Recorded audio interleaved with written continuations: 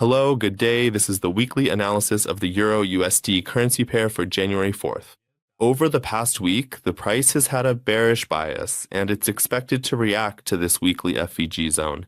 After that, we anticipate it will enter a bullish phase, as we can see here. In the past week, it wasn't able to close higher than it did 2 weeks ago.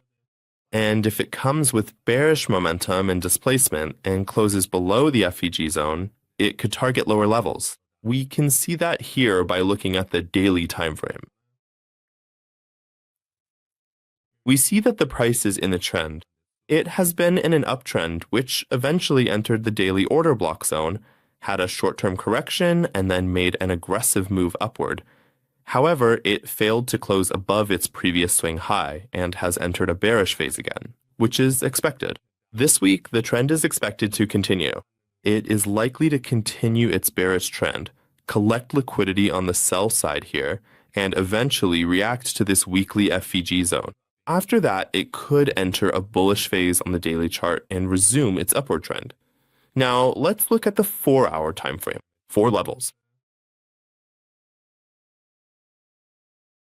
We can see that, as predicted, the price reacted to the FVG zone in this area, had a short-term correction, and then resumed its trend.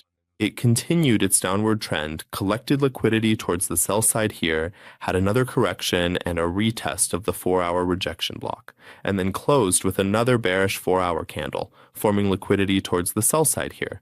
The prediction is that on Monday, the price will move downward. It will collect liquidity towards the sell side here if it closes within that shadow and in that range. We can look for a trading opportunity for a buy position in the market.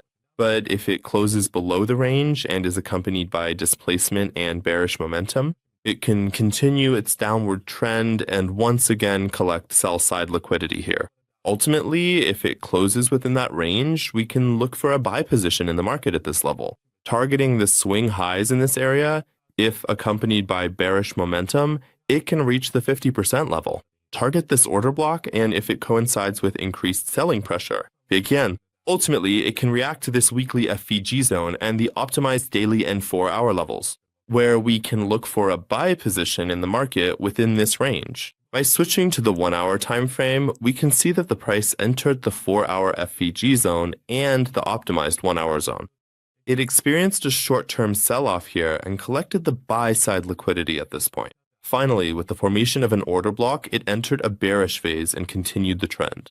It continued its bearish move, collected the sell-side liquidity, had a short-term sell-off to the 4-hour order block and the optimized 1-hour zone, and finally, the liquidity was taken. A sell-side liquidity sweep was formed here, and it is expected that the price will move downward. It is likely to collect the remaining sell-side liquidity. If it closes within this range, we can look for a position in this area and should be in the market. We should place the stop loss behind the range or behind the swing, aiming for a target with a risk reward of 1 to 2, or the swings in this section.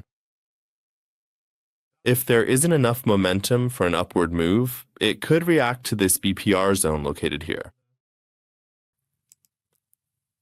And it could get rejected from the zone and continue its downward trend to collect the remaining sell-side liquidity here. And eventually it could enter this weekly FVG zone, which is also optimized on the daily, 4-hour, and 1-hour charts. If it moves with bullish momentum, it can continue its upward trend. If it goes above this zone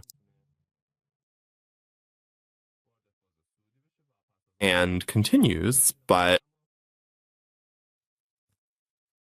a downward price movement is more likely, and it could collect the liquidity and liquidity pool that's located here. It could gather that liquidity in order to target the buy-side liquidity. It could collect it here, and after that, we can expect the market to turn bullish. Wishing you success and profitable trades.